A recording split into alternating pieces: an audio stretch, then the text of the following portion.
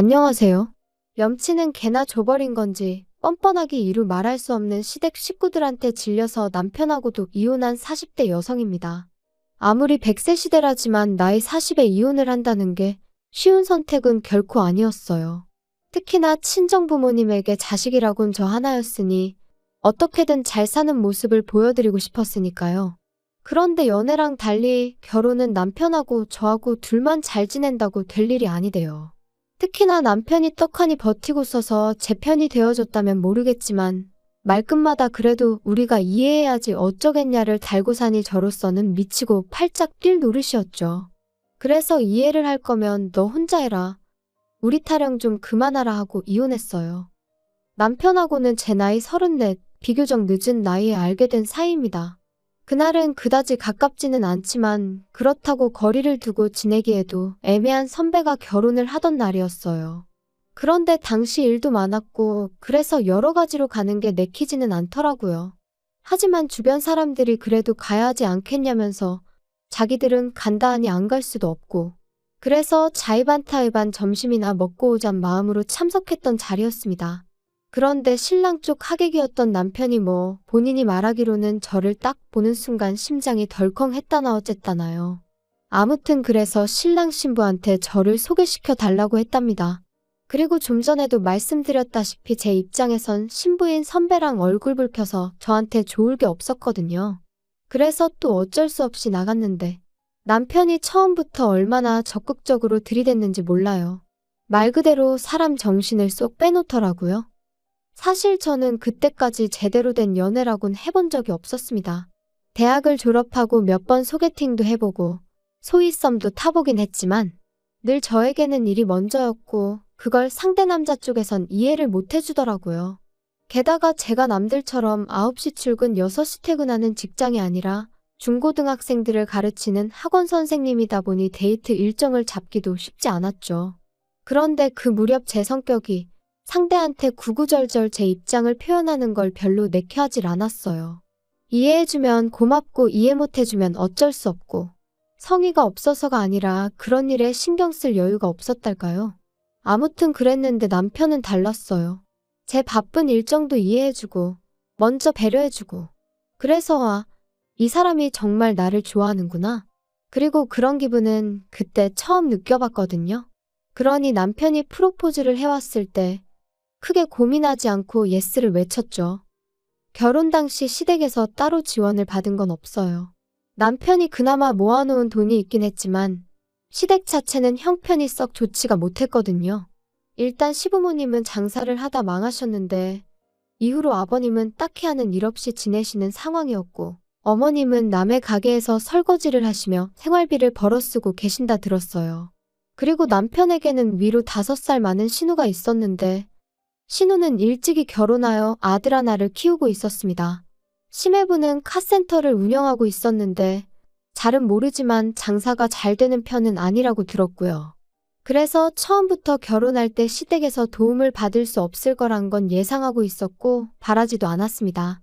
참고로 저희 친정에서는 이 일로 잠깐 결혼을 반대하기도 하셨어요.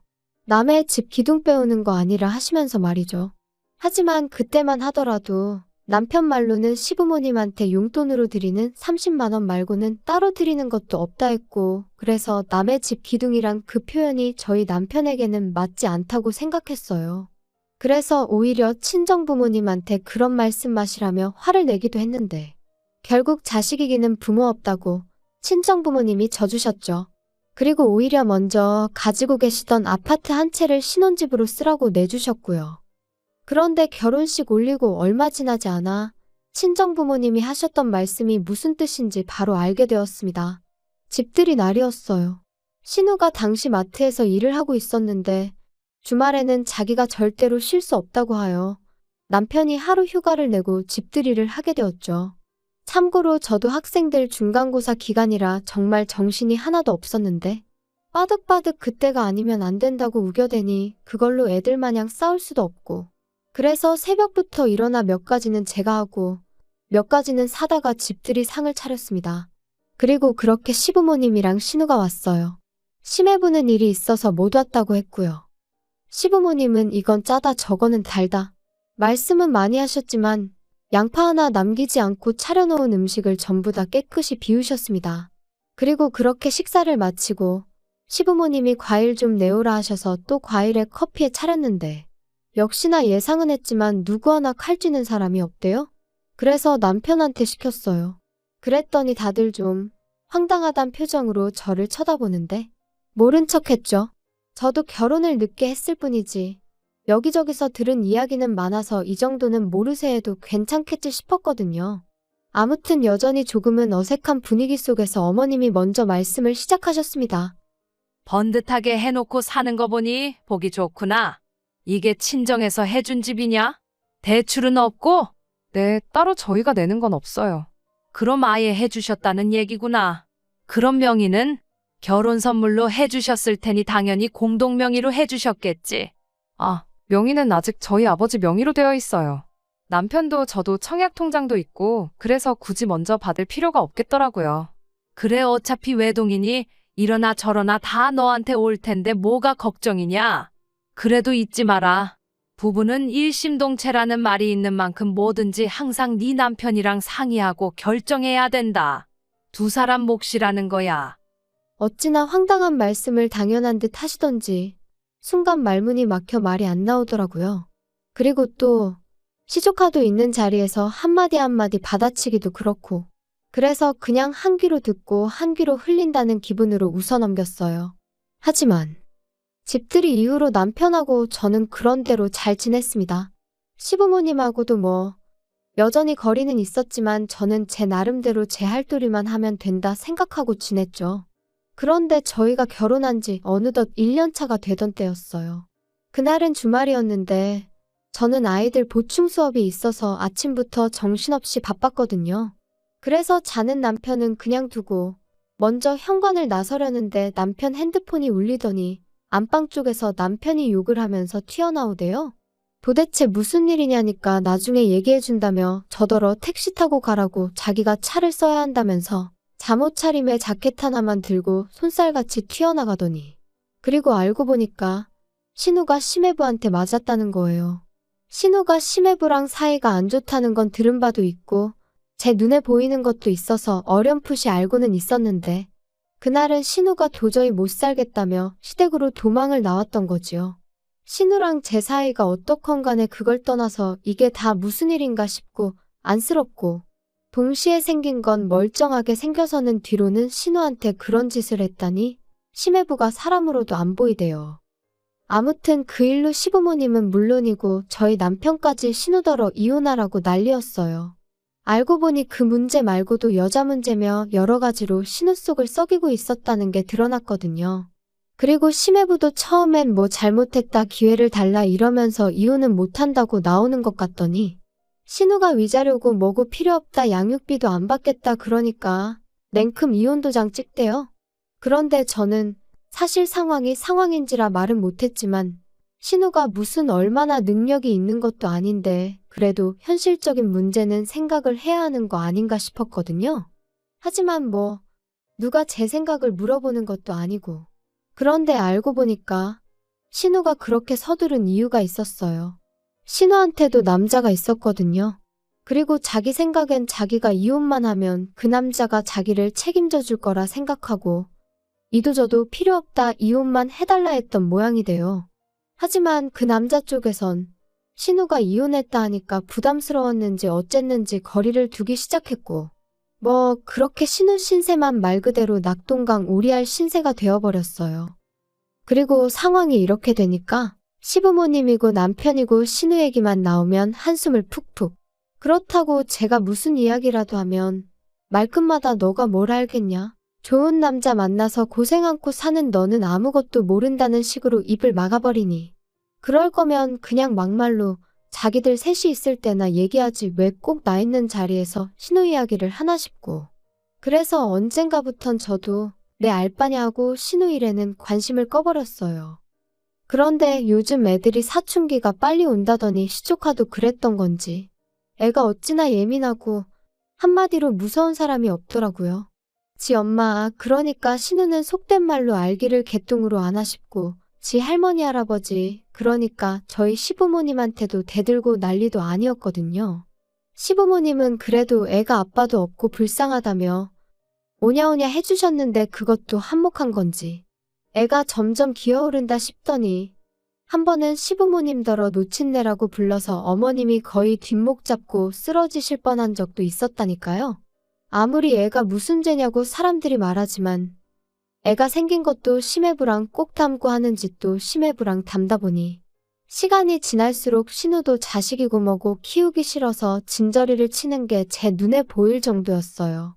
게다가 신우가 아무것도 안 받고 무일푼으로 이혼을 했다 보니 이후로 시부모님 댁에서 같이 살게 되었거든요.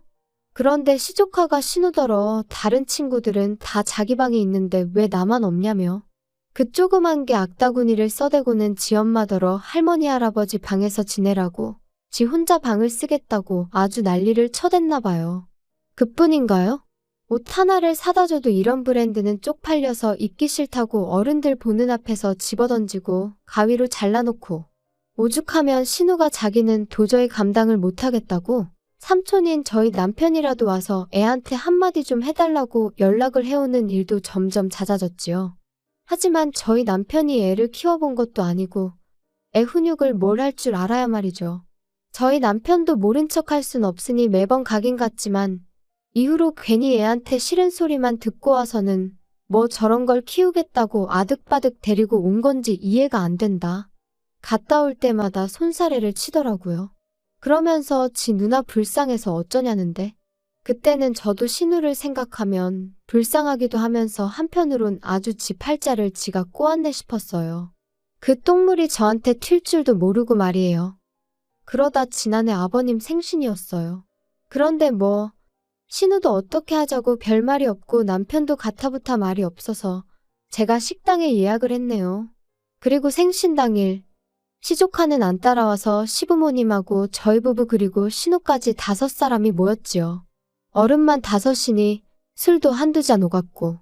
그런데 신우는 저랑 남편이 말리는데도 그냥 좀 내버려두라며 계속 혼자 홀짝홀짝 소주만 마셔대더니 이내 금세 얼굴이 벌개져서는 저더러 얼굴이 좋아 보인다는 둥? 친정에 돈이 있으니 그러냐는 둥. 그런데 사람이 딱 들어보면 알잖아요. 이게 정말 부러워서 하는 소리인지 빈정거리고 비아냥거리는 건지. 신우가 하는 말은 정확히 후자였어요. 그리고 남편도 금세 눈치를 채고는 신우더러 왜 이러냐며 그만 좀 하라 하더니 자기가 먼저 신우를 집에 데려다주고 오겠다며 신우를 둘러엎고 식당을 나섰습니다. 그래서 졸지에 시부모님과 저만 셋이 남았는데 분위기는 어색하고 어쨌든 아버님 생신인데 제 잘못은 아니었어도 제 입에선 저도 모르게 아버님 죄송해요 소리가 나갔죠. 그러자 어머님이 네가 뭐 죄송할 건 아니다 하시면서 사실 당신이 오늘 저한테 부탁하고 싶은 이야기가 있었다 하시더니 자경이 아들 말이다. 걔가 유학을 가고 싶대. 네? 갑자기 무슨 유학이 가고 싶대요? 여기서 학교 다니니까 친구들이 아빠 없냐 놀려대고. 뭐 지도 사춘기인데 지방도 없고 그러니까 아예 자기를 모르는 나라에 가서 살고 싶다면서 유학 얘기를 꺼내더란다. 정말요? 아무리 어리다지만 철이 너무 없네요. 어머님도 그렇고 형님도 속상하시겠어요. 그래도 애미 입장에서는 애가 그렇게 가고 싶다 하니 모른 척 할 수가 있겠냐. 물론 그렇지만 어떻게 애가 해달라는 대로 다 해줄 수 있겠어요. 그래서 말인데 네가 좀 도와다오. 네? 제가 어떻게요? 애 유학 비용으로 일단 한 3천 정도만 좀 해줘라. 네? 제가 그렇게 큰 돈이 어딨겠어요. 없어요. 야, 돈 많은 친정은 뒀다 어디다 쓰냐? 그러지 말고 네가 네 친정에다 얘기를 좀 해봐라. 어머님, 지금 저희 친정부모님한테 시조카 유학 비용을 대달라고 하라는 말씀이신 거예요? 그게 말이 된다고 생각하세요? 너는 애가 왜 이렇게 융통성이 없어? 내가 언제 그걸 고지고대로 말하라 했냐? 대충 둘러대. 네가 뭐 사고를 쳤다고 해도 되고 어디 투자를 한다고 해도 되잖아. 진짜 어이가 없네요. 못 들은 걸로 할 테니 그런 줄 아세요. 대화가 오가는 동안 아버님은 먼 산만 보고 계시다가 먼저 자리에서 일어나셨고 저도 더는 한마디도 듣기도 하기도 싫어서 음식값만 계산한 뒤 바로 택시 잡고 집에 왔어요. 그리고 1시간이나 있었나. 남편이 씩씩대며 현관을 들어서더니 저를 보고는 고래고래 소리를 지르기 시작했습니다. 야, 너 어머니한테 뭐라고 한 거야? 돈도 없으면서 애 유학은 무슨 유학이냐고 웃기지 말라고 그랬다며? 세상에, 어머님이 그러셔? 진짜 미치겠다. 내가 그렇게 말했으면 성을 간다, 성을 가라. 어머님이 뭘 하셨는 줄 알아? 나더러 친정 가서 애 유학 비용을 받아오래. 거짓말을 하든 뭘 하든 해서 일단 3천만 원만 받아오랜다. 그게 말이 되니? 야, 안 될 건 또 뭐야? 솔직히 너 빈몸으로 시집 왔잖아. 내가 빈몸으로 시집 왔다고? 그럼 이 집은? 이 집은 하늘에서 뚝 떨어졌냐? 이 집은 장인어른이 우리 살라고 내주시긴 했어도 우리 명의로 해주신 것도 아니잖아. 그러니까 엄밀히 따지면 이건 장인어른 재산이고 너는 해온 거 없지? 그럼 내가 모아온 5천은? 야, 그렇게 치면 나도 6천 가져왔으니까 계산해봐. 내가 너보다 1,000만 원 더 해온 거야. 계산을 그따위로 하겠다고. 진짜 이제 보니 당신 어머님 아들이 맞구나. 야, 됐고? 그러지 말고 그럼 네 청약 통장이라도 깨서 돈 좀 해줘. 내가 설마 모른 척 하겠냐? 미쳤네 진짜. 하룻밤 사이에 도대체 저한테 무슨 일이 일어난 건지 말 그대로 어안이 벙벙하더군요. 그리고 저는 그대로 안방에 들어가 방문 딱 잠궈버렸어요. 남편이 밖에서 몇 번 열어보려고 하더니 씩씩거리고는 소파에서 자는 것 같았죠. 이내 남편 코 고는 소리가 들렸는데 잠이 오나 싶은 게 전 정말 심장이 벌렁거려서 한숨도 잘 수가 없었거든요. 그리고 이튿날 방문을 열고 나가보니 남편이 거실에서 절 또다시 노려보고 있었습니다. 그리고 저도 어이가 없어서 뭘 쳐다보냐 따졌더니 진짜 안 도와줄 거야. 도와주긴 뭘 도와줘. 당신도 정신 차려? 내가 남의 집 자식 가지고 이러쿵저러쿵 말은 않겠지만 아무튼 자기 능력대로 하는 거지. 나한테 피해주지 마. 나 진짜 너한테 서운하려고 그런다. 누가 할 소리. 야, 마지막으로 하나만 더 묻자. 너 우리 부모님이나 우리 누나나 가족으로 생각은 하는 거 맞아? 그러면 시부모님이나 형님이야말로 나를 가족으로 생각을 해서 그런 소리를 하시는 거래? 친정부모님한테 거짓말하고 돈 뜯어내라고? 야, 어차피 두 분 돌아가시면 다 네 거잖아. 말이면 단 줄 알아? 결국 끝에는 이혼 소리까지 오갔어요. 남편과 저 두 사람이 결혼할 때 남편이 모아둔 돈이 6천 있었고 제가 모아둔 돈이 5천 있었는데 친정부모님이 집도 해주셨고 그래서 두 사람 돈 합쳐서 가정가구를 산 뒤 남은 건 제가 적금으로 묶어두고 있었거든요. 근데 남편이 그 돈을 들먹이면서 자기 몫을 돌려달라고 그걸로 애 유학 비용을 대주겠다 하는데 저는 그 남은 돈으로 저희 둘 중 한 명이라도 청약이 되면 그때 쓸 요량이었습니다. 그래서 그렇게는 안 된다니까 그러면 자기 청약 통장을 깨겠다는데 결국 어떻게든 신우한테 돈을 해주겠다는 남편의 확고한 의지를 알겠더라고요. 그리고 이런 일이 이번 한 번으로 끝나지 않겠구나. 앞으로도 툭하면 이런 식의 다툼이 오갈 수도 있겠구나 생각하니까 벌써부터 머리가 지끈거리고 속이 미식거리는 게 한마디로 답이 없다 싶었죠. 그래서 그럼 그 돈 받고 이혼하겠냐니까 이혼이 애들 장난이냐 어쩌냐 하더니 그래 해 하고는 내지르대요. 더 어이가 없는 건 시부모님이나 신우나 이런 상황을 알고도 이혼하지 말라는 사람이 없었어요. 아마 결국 끝에는 제가 져주겠거니 했던 건가 싶기도 하고요. 그래서 저희는 이혼을 했고 그렇다고 신우네 애가 유학을 갔냐면 천만에요. 신우가 그 돈을 사기를 당했거든요. 유학 컨설팅이니 뭐니 해서 무슨 영국 의대를 갈 수 있는 빠른 길이 있다 그런 소리를 어디서 듣고는 덜컥 돈부터 보냈답니다. 그게 말이 되나요? 그리고 상황이 그렇게 되고 나서야 남편도 지가 뭔 짓을 한 건지 정신이 들었는지 저에게 연락을 해온 거죠. 그간의 일을 구구절절 말하며 미치겠다 돌겠다 콱 뛰어내리고 싶다 해대는데 마음대로 하라고 했어요. 나더러 어쩌라는 거냐고. 알고 싶지 않으니 소식 전하지 말라고요. 그러니까 너 진짜 사람이 변했다, 독하다 이러는데 다 네 덕분이라고 너하고 니네 식구들한테 참으로 감사하다 그랬답니다.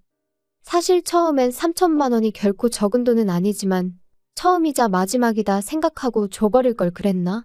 그러면 남편하곤 적어도 그럭저럭 살면 살지 않았을까? 아닌 게 아니라 그런 생각도 했어요. 요즘엔 이혼이 흠도 아니라지만 그래도 누가 결혼했냐 물으면 갔다 왔다고 해야 하나 그냥 했다고 해야 하나. 별거 아닌 것 같은 게 신경이 쓰이고 그럴 때마다 저도 모르게 좀 주눅도 들고 그랬거든요. 그런데 뭐 세상 일이라는 게 다 시간이 지나니까 나름대로 또 적응이 되네요. 그래서 지금은 친한 친구들하고 있을 땐 스스로 내가 인생 선배라며 우스갯소리도 하곤 합니다. 아무튼 만약에 이혼이 두려워서 남편이든 시댁 식구든 거기에 맞춰주고 사는 분이 계시다면 그렇게 살지 않으셔도 된다는 이야기를 꼭 해드리고 싶었어요. 오늘은 미세먼지가 심한 것 같은데 마스크 꼭 쓰시고 즐거운 하루 되세요.